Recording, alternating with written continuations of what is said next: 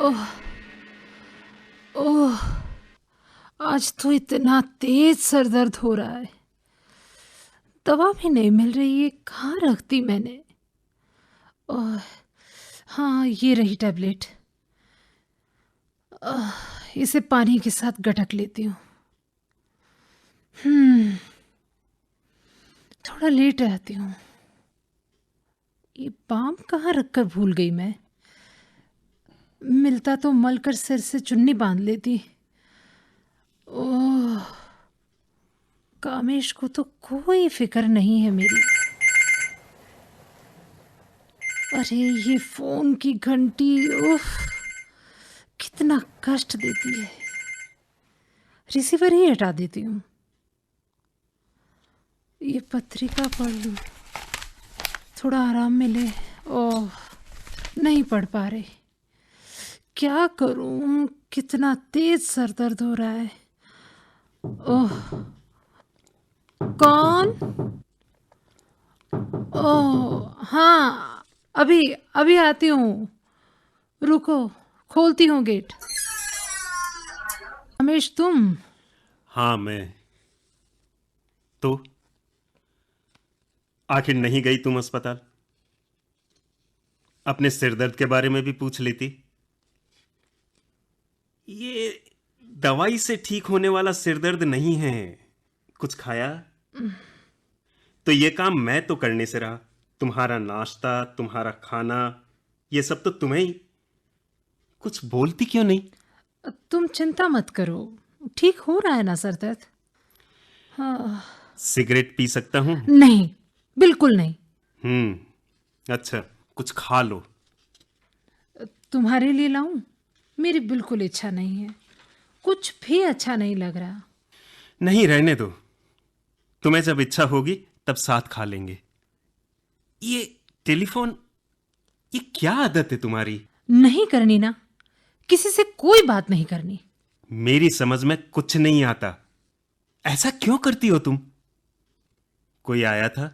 किसे आना था? ऐसे ही पूछा। कोई अब क्यों आएगा? कोई फोन वोन? याद नहीं? कोई चिट्ठी विट्ठी?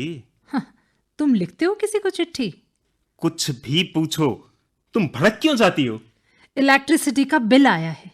कितनी बार कहा आपसे कि उस बंदे से बात करो। बाकी लोगों को कितना कम आता है बिल, और हमारे देखो। तो तुम चाहती हो कि उस बेईमान से मिलकर मैं भी मीटर में तार लगवा लूं? अकेले तुमसे, तुम्हारी ईमानदारी से ही चल रहा है ये देश। अरे कुछ इंतजाम करो पैसों का, अगले हफ्ते जमा करवाना है ये बिल। अच्छा। चाय पियोगे? लाऊं? मैं बना कर लाता हूं।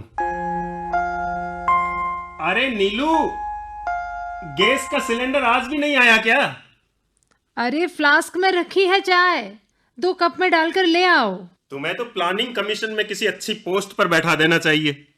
गैस खत्म होते ही केरोसिन का स्टॉक हाजिर। भूखों मरने का शौक कहां से लाऊं तुम्हारी तरह? खुश रहा करो यार। लो चाय पियो। क्यों ये आंटियों की तरह चेहरे पर 12 बजाए रखती हो? ऐसा करो, जल्दी से चेंज करो, कहीं घूम कर आएंगे। कहां? कहां चलेंगे? ऐसे ही कहीं भी। पेट्रोल तो है ना स्कूटर में? या निकलते ही पेट्रोल पंप पर खड़ी कर दोगे और कहोगे नीलू देना एक 50 का नोट? ये भी अच्छा है कि फाइनेंस तुमने संभाल रखा है, वरना कोई जरूरत नहीं है बार बार एक ही बात रिपीट करने की। मैं कहीं नहीं जाऊंगी, मेरा मूड नहीं है। अरे मैं बना दूंगा मूड। उठो उठो, आंखें धोकर आओ। हाय, सर पर लाल कफन बांधकर तो डाकू हसीना लग रही हो। कहाँ डाका डालने का इरादा है? मारूंगी ना ये चुन्नी उठा के मुंह पे। हाय हाय हाय हाय, मैं मर गया। थोड़ा और हंसो ना। तुम्हें मस्केबाजी के अलावा कुछ और आता है? हाय, तुम्हारी बातें। मुंह मत फुलाया कर। डांट लो जितनी इच्छा हो, लेकिन हंसा कर मेरी निल्लो। ज्यादा बकवास करोगे ना तो कहीं नहीं जाऊंगी। हाँ, क्या बात है। हाय, तेरा नमकीन पना। अब तो किसी का बाप भी नहीं ले जा सकता मुझे घुमाने। तू चाहे तो मेरी जान ले ले, लेकिन यही एक बात एक बार फिर से कह दे। कौन सी? वही बाप वाली। तुम तो हो ही खानदानी मस्केबाज।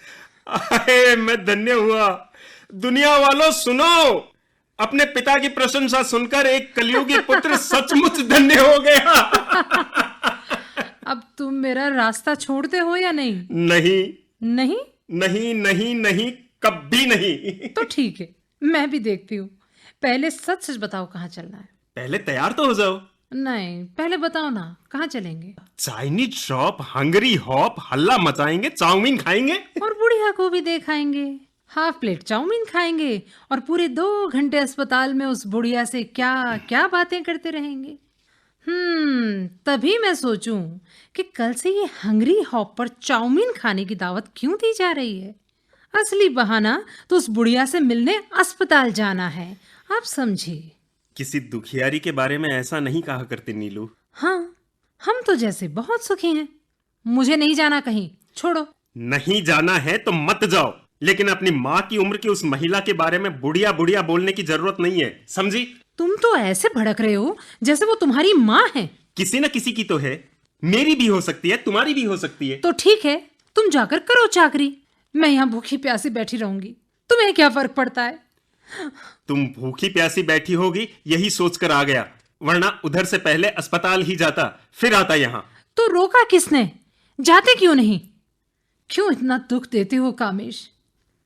सारी दुनिया दुखी दिखाई देती है तुमको, हमारा दुख नहीं दिखता तुमको? शादी को 2 साल होने को आए हैं।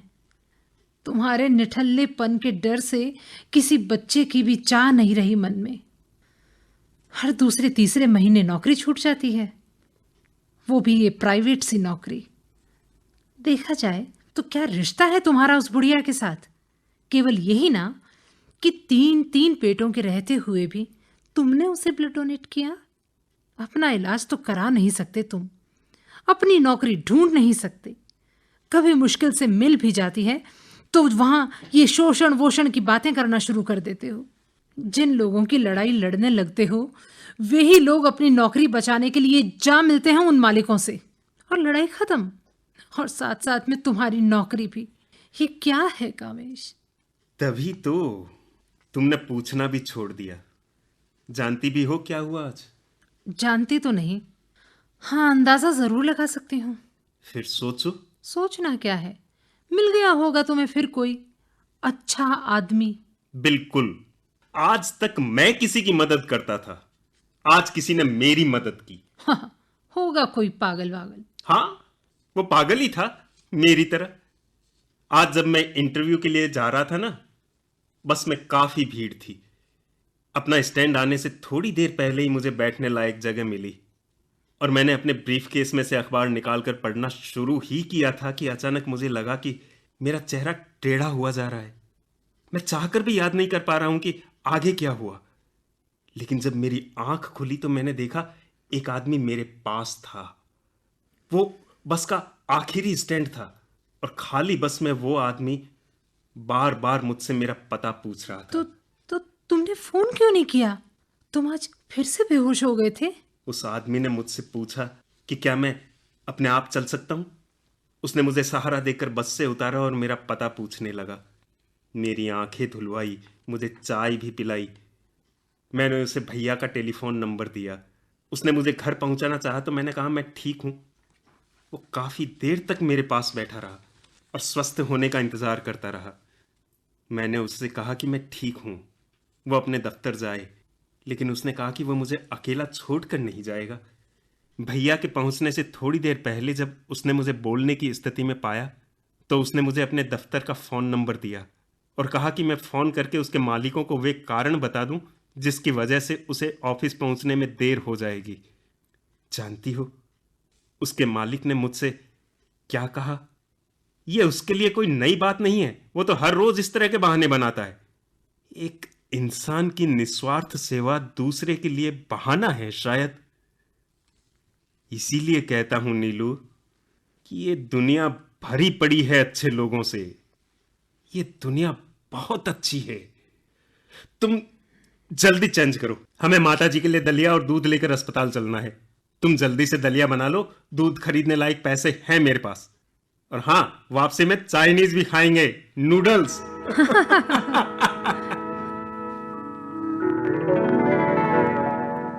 हे भगवान, कम से कम आज मिली नई नौकरी, इसका तो ख्याल रखना। हमेशा की तरह कहीं ये नौकरी भी हाथ से ना निकल जाए। सुनो कामेश, हाँ, दीदी के कहने पर जीजाजी ने अपने चाचा से फोन करवा के ये नौकरी दिलवाई है तुमको, वरना उस दिन तो तुम इंटरव्यू पर भी समय पर नहीं पहुंच पाए थे। तुम्हारे मम्मी पापा का ही कम एहसान था मुझ पर, जो दीदी जीजा के एहसान को और लाद दिया, एहसान नहीं, वो तुम्हें सेटल देखना चाहते हैं। ताकि किसी से इंट्रोड्यूस करते समय उन्हें बगले न झांकना पड़े। जब भी बोलोगे ना, उल्टा ही बोलोगे। मेरे कहने का मतलब है कि जीजाजी के चाचा जी की इज्जत रखना प्लीज। लोगों को मत बहकाना कि तुम्हारी तनख्वाह कम है, तुम्हारी सुविधाएं कम हैं, तुम लोगों का एक्सप्लॉयटेशन किया जा रहा है, वगैरह वगैरह। अरे देर से ही मिली, लेकिन आज ऐसी नौकरी कहाँ पड़ी है? पता है, मिनिस्टर तक की सिफारिश करनी पड़ती है। तुम्हारे जीजा की तरह अगर तुम्हें भी पूरा भरोसा है कि मैं तुम्हारे जीजा के चाचा की फैक्ट्री बंद करवा दूंगा, तो अब भी सोच लो। ओहो, मैं क्यों सोचूं? तुम सोचो। तुम कोई एहसान नहीं कर रहे हो उनकी कंपनी ज्वाइन करके। लो, फोन उठाओ और कह दो जीजू के चाचू को कि कामेश भी 1,000 की चीज को 2-2,500 में बेचने के लिए फैक्ट्री ज्वाइन कर रहा है, किसी की खैरात नहीं ले रहा।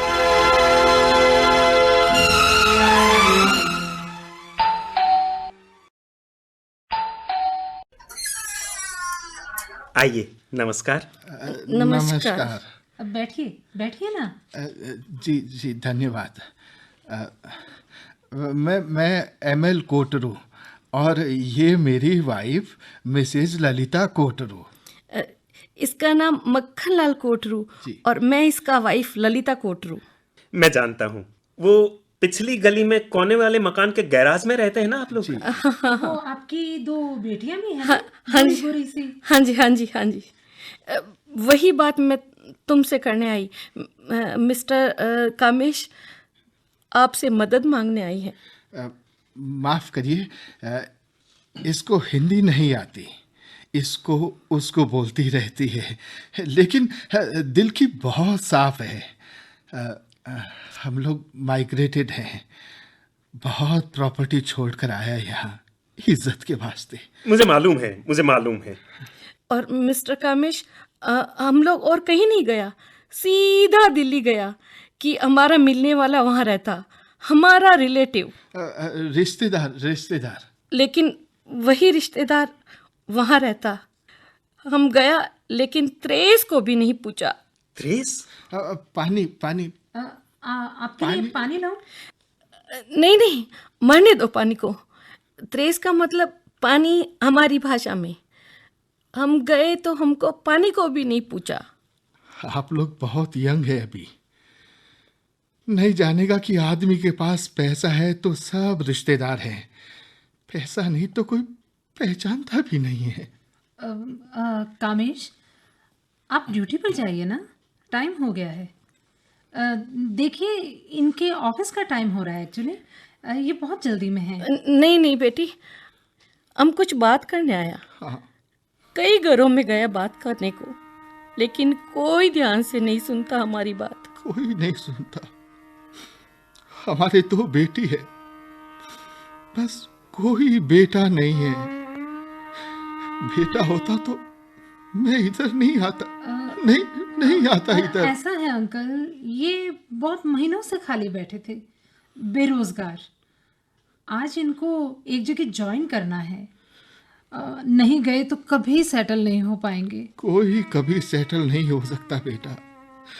हमें देखकर कोई कह सकता है कि जिस छोटे से कमरे में हम चार लोग रहते हैं, उससे बड़ा और अच्छा कमरा तो हम नौकरों को देते थे।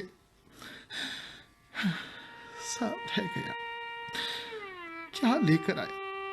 क्या लेकर आया यहाँ? केवल अपनी जान। हाँ, नहीं, हम अपनी जान लेकर नहीं भागा वहां से, हम तो अपनी इज्जत को लेकर के भाग के आया है। और कामेश बेटा, उसी इज्जत की खातिर हम बूढ़े तुम्हारे पास आए हैं बेटा। तुम नहीं सुनोगे तो कौन सुनेगा बेटा? कौन सुनेगा? बहुत देर हो रही है, आप शाम में आइए। नीलू, इनको बोलने क्यों नहीं देती? हाँ अंकल, अब आप पूरी बात बताइए। आपको नहीं करनी क्या ये नौकरी? नहीं करनी, हरगिज नहीं करनी। एक बुजुर्ग माँ बाप क्या कहना चाह रहे हैं वो न सुनकर तुम बार बार किस जिम्मेदारी का एहसास दिला रही हो? अंकल आप सीधे सीधे बताइए क्या बात है और मुझे क्या करना है? और कोई लैंग्वेज प्रॉब्लम हो तो लिख कर दे दीजिए, ये है ना mister solution. Shut up! I am sorry uncle, मेरी बेरोजगारी ने इसका दिमाग खराब कर दिया है। कामेश बेटा, मेरी बड़ी बेटी कल से घर नहीं लौटी। उसे वापस लाने में मेरी मदद करो बेटा। मेरी छोटी वाली बेटी ने बताया कि इसी मोहल्ले में कामेश है, वो हमारी मदद कर सकता है। इसलिए बेटा मैं बड़ी आस लगाए तुम्हारे पास आया हूँ बेटा। कुछ मदद करो बेटा हमारी। वो एक आवारा लड़के ने उसे ब्लैकमेल किया। कामेश, मैं कहती हूँ तुम पिछले 3 महीने से बेरोजगार हो, तुम अपने काम पर क्यों नहीं जाते? चलिए यहाँ से। मैंने कहा था ना कि रिश्तेदार नहीं पहचाने तो कोई बात नहीं। अरे रहना तो हमें इनके ही बीच है। यहाँ कौन लड़ेगा लड़ाई? अपनों से ही, अपने ही लोगों से भी। हम तो परदेसी हैं ना। बेटा मैंने तुम्हारे बारे में बहुत सुन रखा है बेटा, देखिए बहुत सुन रखा है देखिए बेटा। देखिए, ये एक बार ऑफिस से आ जाएं, फिर रात में आराम से आकर के अपनी सारी बात बता देना। ये आपके साथ सब जगह चलेंगे। तुम ठीक है? चुप करो। अंकल चलिए मैं आपके साथ हूं। छोटी को उस लड़के का घर मालूम है? हम उनके घर से ही आ रहे हैं बेटा। उन्होंने मुझे और तुम्हारे अंकल को गालियां दी हाँ बेटा। और कहा कि हमारे साथ जो कुछ हुआ ठीक हुआ, हमें इसी लायक। हाँ, वो कहते हैं कि हम मांस मछली खाने वाले पंडित कैसे हो सकते हैं। वो कहते हैं कि हमने उनके बेटे को कहीं भगा दिया है और वो कहते हैं कि हम धंधा करवाते हैं अपनी बेटियों से। अंकल सारा मोहल्ला हमारे खिलाफ है, कोई साथ नहीं देता, यहाँ तक कि पुलिस भी हमारी नहीं सुनती बेटा। बड़ी सुनो बड़ी आस कामेश, लगा। मैं तुम्हें इस पचड़े में बिल्कुल नहीं पड़ने दूंगी। तो चली जाओ मुझे छोड़कर, अब भी इसी वक्त। घर का किराया कहाँ से दोगे? स्कूटर बेच दूंगा। और अपनी इस कोख का क्या करूं? कैसे पूरा करोगे नर्सिंग होम का खर्च? तुम्हारे पेट में पल रहा हमारा बच्चा इनकी लापता बेटी से ज्यादा इंपॉर्टेंट नहीं है, समझी? और ज्यादा भावुक बनाने की भी जरूरत नहीं है। ठीक है ये कि इस नौकरी का पहला दिन है मेरा, लेकिन जरा सोचो कि अगर तुम्हें कोई भगा कर ले गया होता तो क्या मैं फैक्ट्री की ड्यूटी दे रहा होता? दुनिया में बहुत से लोग हैं जो केवल अपना ही अपना सोचते हैं और मैं उन लोगों में से नहीं हूं। अंकल आप मेरे साथ चलिए। नीलू आंटी को चाय पिलाओ। दूध लाकर दिया आपने? ओह सॉरी, ऐसा करो तुम आंटी को नाश्ता करवाओ कुछ, हम उस लड़के के घर जा रहे हैं। अंकल आप मेरे साथ चलिए। हाँ चलो बेटा, चलो। हाँ, चलो बेटा। हाँ, मैं आता हूँ अभी। आइए।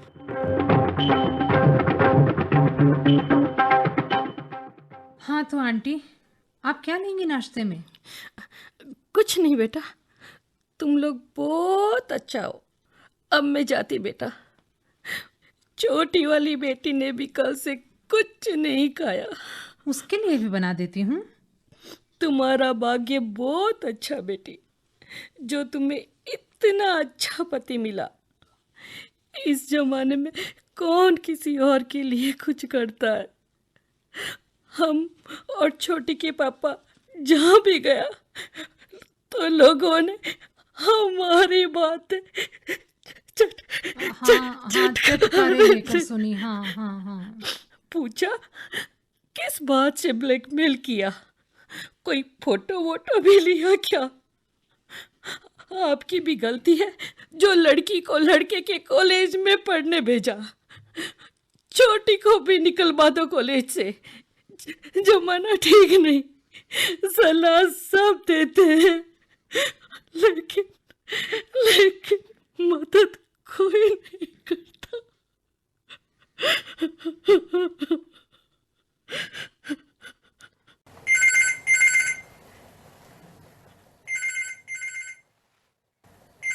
हेलो, कौन? मम्मी, कैसी हो? हाँ, मैं ठीक हूँ। सर दर्द हो जाएगा ना ठीक? अस्पताल जाने का टाइम ही नहीं मिला। कौन ये? इनके पास कहाँ टाइम है? नहीं नहीं, ऑफिस नहीं गए हैं, अभी घर पर भी नहीं है। हाँ हाँ हाँ, वो आज से ज्वाइन करना था लेकिन कुछ ज़रूरी काम आ गया। अरे नहीं नहीं, ब्लड डोनेट करने नहीं गए हैं। 3 महीने तक दोबारा नहीं लेते ना आजकल। तो हाँ हाँ, नौकरी तो अच्छी थी, अब बेइज्जती वो तो होनी ही है। मैंने ही जीजाजी को फ़ोन किया था अपने चाचा जी से कहने के लिए। कल इंटरव्यू भी दे आए थे, लेट पहुंचे थे वहाँ, वो तो फॉर्मेलिटी थी केवल। आज सुबह तो तैयार भी हो गए थे जाने के लिए, लेकिन अरे नहीं नहीं, चक्कर नहीं आया, ऐसे ही कोई दूसरा ज़रूरी काम आ गया। मम्मी, मैं बात करती हूँ आपसे, मैं आपको थोड़ी देर ठहर के फ़ोन करती हूँ, अभी फ़ोन रखती हूँ। अच्छा बेटा, अब मैं चली। मम्मी का फ़ोन था, बहुत प्यार करती है तुमसे। हाँ, बहुत प्यार करती है। ये फ़ोन भी उन्होंने ज़बरदस्ती लगवा दिया ताकि रोज़ मेरे हालचाल जान सके।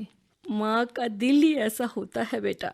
नहीं, माँ का दिल ऐसा नहीं होता, कम से कम एक अमीर माँ का दिल ऐसा नहीं होता। आप क्या समझती हैं कि मेरी माँ ने ये फ़ोन मुझे इसलिए दे रखा है कि वो मेरे हालचाल जान सके? हाँ, नहीं, इससे उन्हें मेरे पल पल की खबर मिलती रहती है।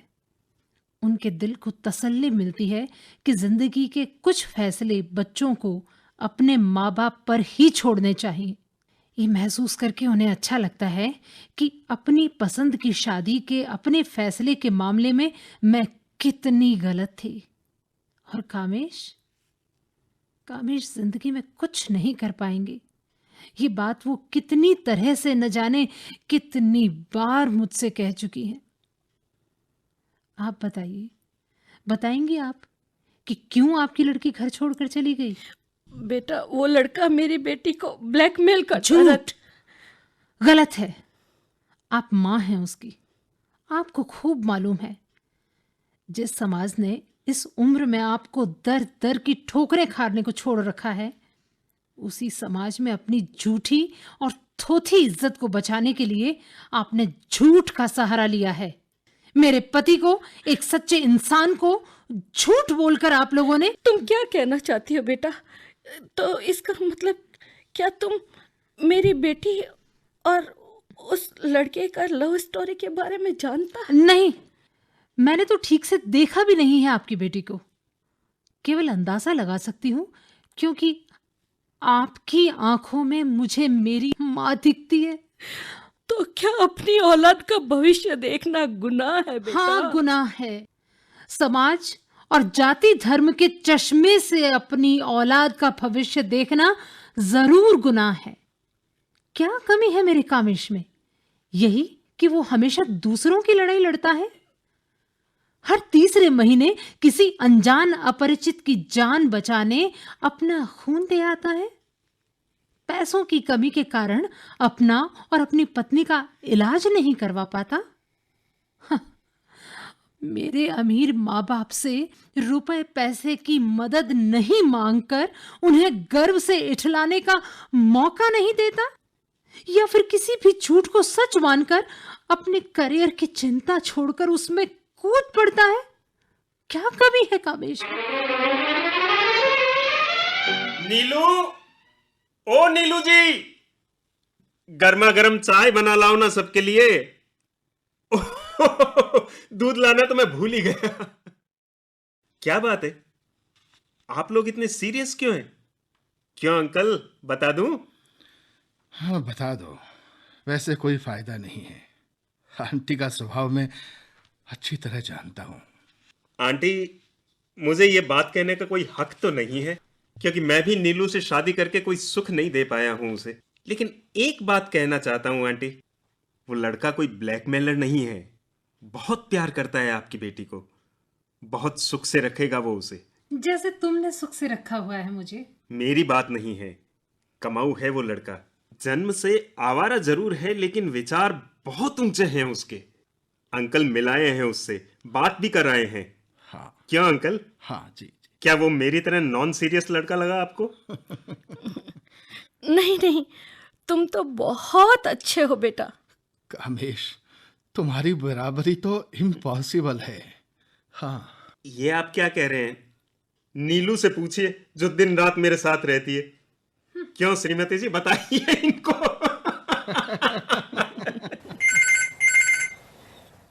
जी हाँ, मैं कामेश बोल रहा हूं। जी, मैं पहुंच रहा हूं। वो जरा गांव से मेरे चाचा चाची आने वाले थे, उनको लाने रेलवे स्टेशन चला गया था ना। जी हाँ, करनी क्यों नहीं, नौकरी तो करनी ही है। मैं निकलने ही वाला था। Thank you very much. Reaching sir, just leaving. Okay sir, thank you sir. Neelu, वो मेरा ब्रीफ केस ला कर देना। तब तक मैं टाई बांध लेता हूं। देखो नीलू, आज अंकल आंटी को खाना खिलाए बगैर मत भेजना। अच्छा, चलता हूं आंटी। आप दोनों आशीर्वाद दीजिए, ये नौकरी मैं जल्दी नहीं छोड़ना चाहता। खुश रहो बेटा, खुश रहो।